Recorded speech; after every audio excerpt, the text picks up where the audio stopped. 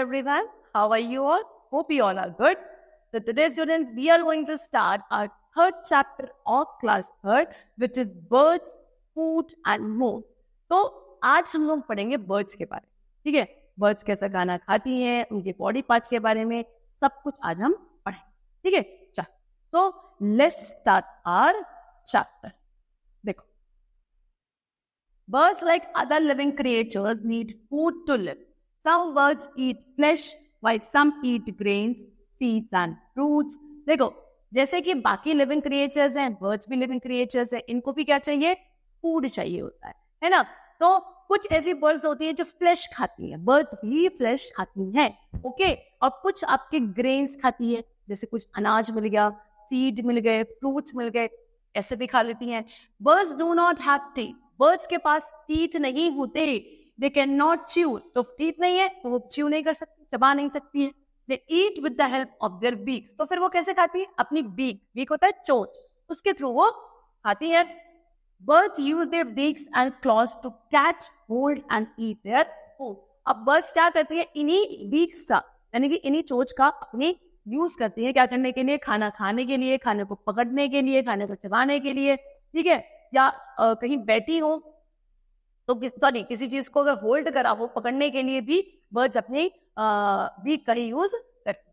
चलो, now different kinds of beak. अब इनकी बीक भी बच्चों डिफरेंट टाइप की होती है, क्योंकि इनकी बीक काफी इंपॉर्टेंट है. क्या हमें समझ में आ गया? बीक के थ्रू ये बहुत सारे काम करती है. तो बीक भी डिफरेंट टाइप्स की होती है. Number 1 is sharp, strong and hooked beak. देखो, हर एक बर्ड किस तरीके का खाना खाती है उसी के ऊपर डिपेंड होता है कि उसकी बीक कैसी होगी.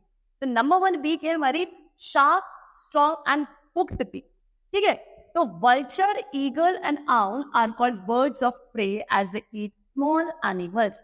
देखो, ये जो है आपकी वल्चर, ईगल और आउल, इनको हम बर्ड्स ऑफ प्रे बोलते हैं. क्यों? क्योंकि दूसरे एनिमल्स को खा जाती हैं. Okay, so they have strong, sharp and hooked beaks to tear the flesh of animal. That means ये दूसरे animals का flesh खाती है. तो इन्हें flesh खाने के लिए क्या चाहिए? अच्छे strong teeth चाहिए, beak चाहिए. तो ये जो आपके vulture, eagle, owl जैसी आपकी birds होती है, इनकी beak होती है कैसी? Strong होती है, काफी sharp होती है और hooked होती है, ठीक है? Now, next we come to short, hard and horny beaks. ये क्या है? Peacock, finches, sparrows and pigeons have short, hard and horny beaks to crush grains and seeds. अब जैसे कि आपका पीकॉक हो गया, फिंचेस हो गए, स्पैरो हो गया या पिजन्स हो गई, इनकी बीक होती है छोटी होती है, हार्ड होती है काफी, ठीक है ना? और हॉर्नी होती है सो दैट ये जो ग्रेन या सीड जो भी खाते हैं आसानी से क्या कर सके? क्रश कर. ये फ्लैश नहीं खाती है, ये ग्रेन्स वगैरह खाती है, लेकिन उसको क्रंच करने के लिए भी इनकी बीक्स कैसी होती है? काफी स्ट्रॉन्ग. Okay, चल. Now, next is curved, straw-like and thin beaks. Curved, straw-like, जैसे straw होता है आपका, पीते हैं ना हम कुछ जूस वगैरह पीने के लिए, ऐसी भी beaks होती है. देखो आपके ऐसी straw जैसी काफी है ना, और curved होती है आगे की तरफ. तो hummingbirds and sunbirds suck nectar from flowers. They have slightly curved, straw-like and thin beaks. तो ये आपके hummingbird है और ये sunbird है. इनका क्या काम होता है? ये फ्लावर में से नेक्टर को सक करते हैं. तो उसे सक करने के लिए इनकी जो बीक्स होती है वो स्ट्रॉ जैसी होती है, काफी लंबी होती है, पतली सी होती है और ऐसी होती है आगे स्ट्रॉ जैसी, ठीक है? तभी तो वो अंदर से सक करके नेक्टर को आराम से अपने अंदर इनटेक करती है. Broad and flat beak. अब कुछ ऐसी बीक होती है जो काफी ब्रॉड होती है और फ्लैट है, ठीक है? Water birds like ducks and geese have broad and flat beaks with holes at the side. तो जो ये water birds होती है, पानी में रहने वाली birds होती है, इनकी होती है ऐसी broad and flat birds, ठीक है ना? चलो, और इनकी beak के साइड में holes भी होते हैं. They take in muddy water which flows out through these holes. अब ये holes होते क्या है कि जब ये पानी गंदा होता है, उस पानी को अपने माउथ में लेती है, तो अगर उसमें से कोई डस्ट पार्टिकल है या जो भी स्टोन वगैरह है तो वो होल्स के थ्रू बाहर आ जाता है. स्मॉल प्लांट्स और टिनी water animal remain in the mouth. और उसके अलावा कोई छोटे छोटे वाटर एनिमल है या कोई प्लांट है वो माउथ के अंदर रहेंगे, क्योंकि बड़े हो जाते हैं ना थोड़े से, होल से बाहर नहीं आएंगे. डस्ट पार्टिकल या गंदगी जितनी क्योंकि वो होल से बाहर आ जाती है. बाकी छोटे प्लांट्स एनिमल्स है वो आपके माउथ में रहते हैं जिनको ये खा जाती है. तो इनकी बीक ऐसी होती है, ठीक है, broad and flat with holes at the side. Now strong and chisel shaped beak. अब कुछ बीक्स होती है जो काफी स्ट्रॉन्ग और चिजल शेप्ड होती हैं.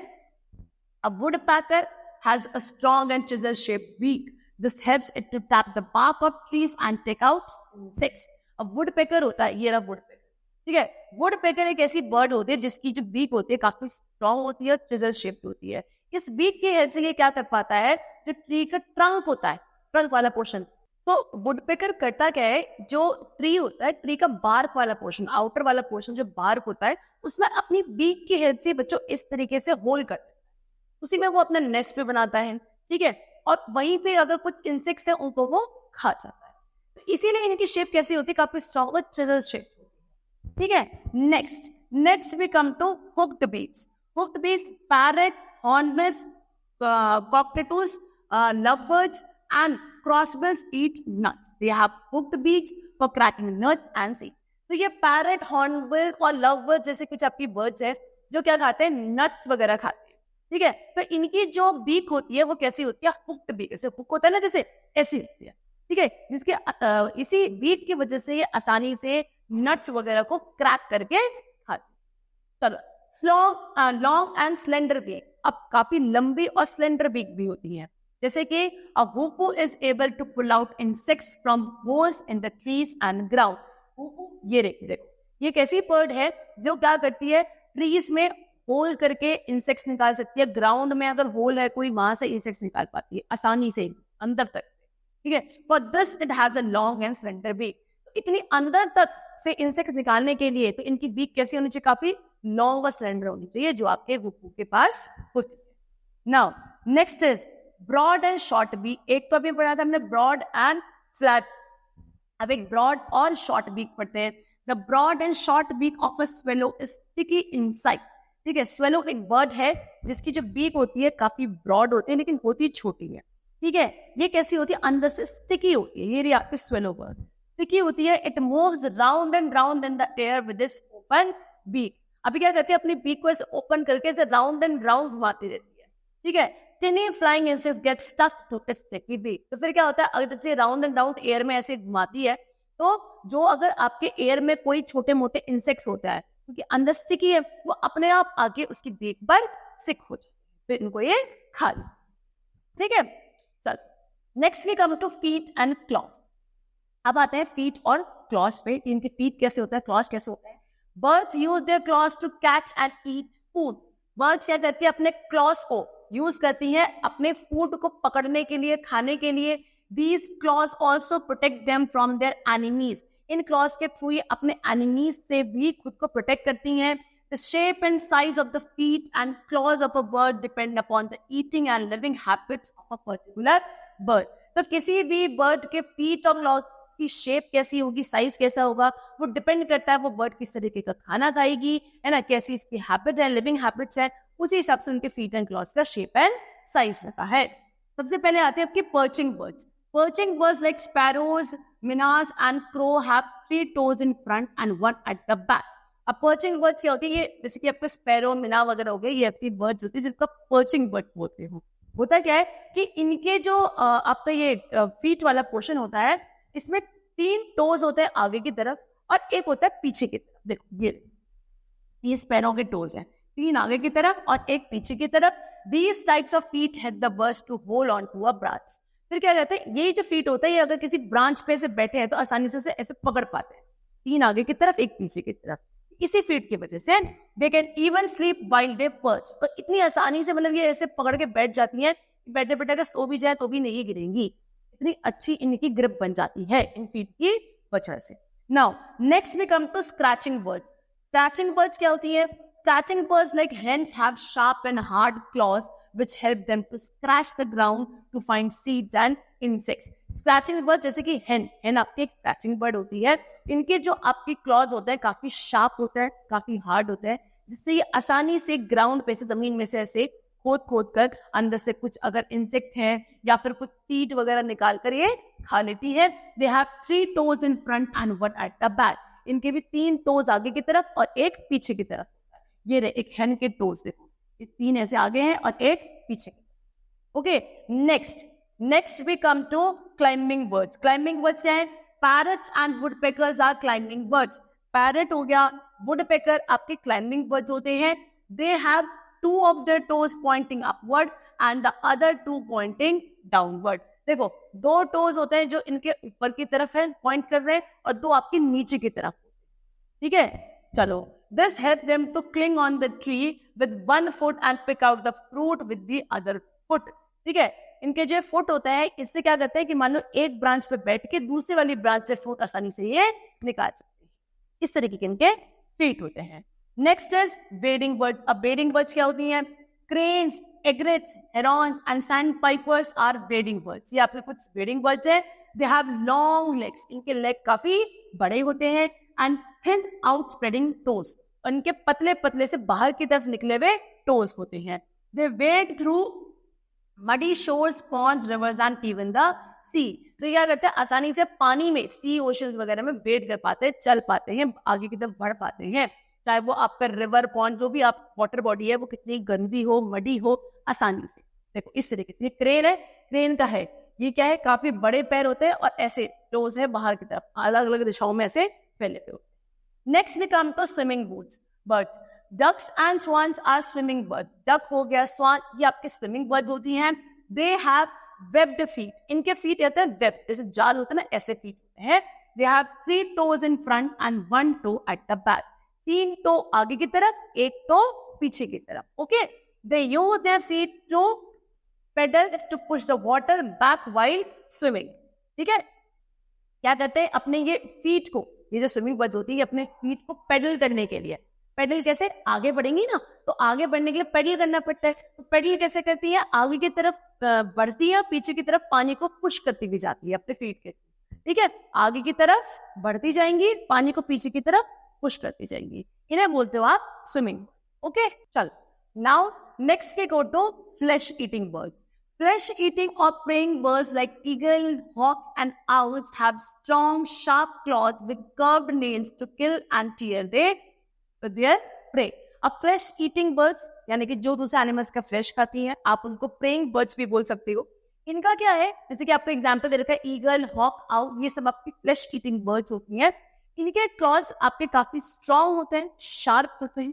ठीक है, उसके अलावा इनके नेल्स भी आगे की तरफ ऐसे कर्व्ड होते हैं, so that ये आसानी से किसी भी एनिमल को मार कर उसको टीयर करके खा सके. Okay, they are called talons. इनको हम टेलोन्स बोलते हैं. These claws help them to catch and hold their prey firmly. इस तरीके के जो क्लॉज होते हैं, ये आसानी से ये अपने प्रे को, शिकार को पकड़ के इन्हें क्या कर पाते हैं? खा पाते हैं. Next we come to running birds. Running bird जैसे कि ostrich is a running bird. ये फ्लाई तो नहीं कर सकती, पढ़ा है हमने बचपन में. तो ये कैसी बर्ड होती है? आपकी रनिंग बर्ड, भागती है. It has very long and strong legs for run. इनके जो लेग्स होते हैं काफी लॉन्ग होते हैं और स्ट्रॉन्ग होते हैं. And as ostrich has only 2 toes which are heavy and cushion like. Ostrich के सिर्फ 2 ही टोज होते हैं. ठीक है, जो काफी क्या होते हैं? हेवी होते हैं. और कैसे होते हैं? आपके कुशन के, कुशन होता है ना, उसकी तरह होते हैं. Its toes do not sink into the sand as it run fast. इसके जो टोज होते हैं, क्योंकि काफी हैवी होते हैं, कुशन की तरह होते हैं, तो ये जब भागती हैं तो इनके टोज सैंड के अंदर क्या नहीं होते? धंसते नहीं. ओके, चलो. Now next we come to how does a bird fly. A bird fly कैसे करती है? A bird has a very light body made up of hollow bones and thin plate. Bird की बॉडी चाहे कितनी ही बड़ी आपको दिख रही है, लेकिन काफी लाइट होती है, क्योंकि इनके जो बोन्स होती है वो हॉलो होती है, यानी कि अंदर से खोखली होती है. Okay, The body has a strong framework of bones. इनकी बॉडी में अच्छा खासा, इनकी जो बॉडी है बोन्स के एक स्ट्रॉन्ग फ्रेमवर्क से बना हुआ है. Most of the bones have a special shape. बहुत सारी ऐसी इनकी बोन्स होती है जिनकी थोड़ी स्पेशल शेप होती है.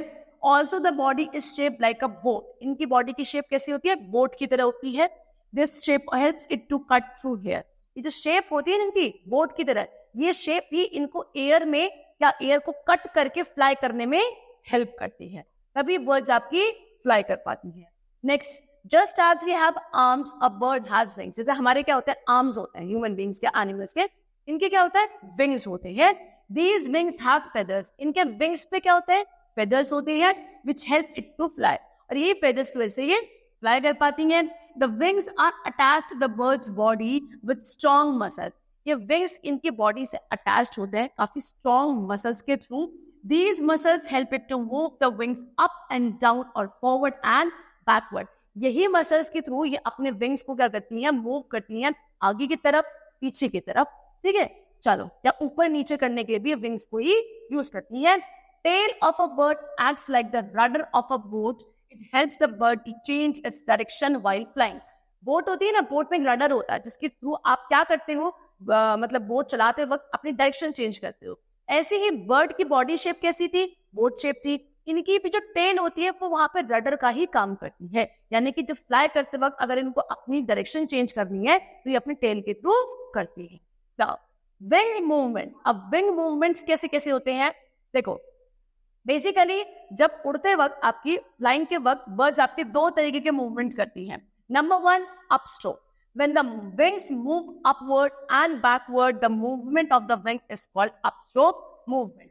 तो जब विंग्स क्या ऊपर की तरफ या नीचे की तरफ ये लोग फ्लाई करते हैं, उसको आप बोलते हो क्या, इस तरीके का जो मूवमेंट होता है विंग्स का, इसे बोला जाता है अपस्ट्रोक मूवमेंट. या तो ऊपर की तरफ या फिर नीचे की तरफ. डाउनस्ट्रोक दूसरा मूवमेंट होता है डाउनस्ट्रोक. When the wings move downward and forward, the movement of the wing is called downstroke movement. जब इनके विंग्स क्या आपके डाउनवर्ड यानी कि नीचे की तरफ और आगे की तरफ बढ़ रहे होते हैं, नीचे की तरफ फ्लाई करके आगे की तरफ जाती है, उसको आप बोलते हो डाउनवर्ड स्ट्रोक या फिर down stroke. Okay, now feathers of bird. Birds के फेदर. बर्ड्स के फेदर में आपके पास मेनली 3 टाइप्स होते हैं, यानी कि बर्ड्स के फेदर 3 टाइप्स के होते हैं. Number 1, flight feathers. These feathers are long and flat. Flight feathers काफी बड़े होते हैं, फ्लैट होते हैं. These are found in the wings and tail of birds. कहाँ मिलेंगे, जो विंग्स वाला पार्ट है बर्ड्स का और जो टेल पार्ट होता है वहां पे फ्लाइट फेदर्स होते हैं. They help the birds to fly. Obviously बात है, नाम फ्लाइट फेदर्स है तो बच्चों उसके थ्रू वो फ्लाई ही करेंगे. Now next is down feathers. These feathers are soft and fluffy. They keep the bird warm. Down feathers आपके सॉफ्ट होते हैं, फ्लफी होते हैं. बर्ड को जो वार्म मिलती है, हीट मिलती है, वो इन्हीं के थ्रू मिलती है. And the last is body feathers. These feathers cover the body of the bird. They give shape to the body of every bird. और ये feathers जो होता है, body feathers छोटे छोटे होते हैं, हर एक bird में होता है, काफी ज्यादा होते हैं. Body shape जो मिलती है birds को, वो इसी के through. So that's all for the chapter. The chapter is completed. Hope you all liked it. Thank you everyone.